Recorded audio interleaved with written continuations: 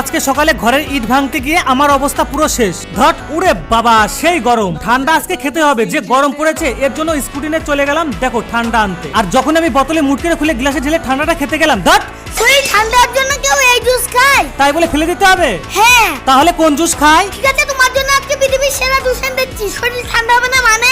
এই দেখো top juice, এই দিল্লি থেকে এসেছে। এর দাম কত জানো? 1000 টাকা। সত্যি? চল দেখি তোর 1000 টাকা দামের জুস কেমন। আরে এটা আবার কেমন জুস? ওরে বাবা গাইস দেখো, এটা তো সিভাক্তনের জুস। আরে এটা তো আমার অনেকদিনকার খাওয়ার ইচ্ছা ছিল। আমি কখনো কম সময় জিনিস অর্ডার দিই না, যেটাই অর্ডার দিই বেশ। একটা গ্লাসে 10 ml এর বেশি কিন্তু ঢালবা না। তোমার জ্ঞান দিতে হবে না, সেটা আমি জানি।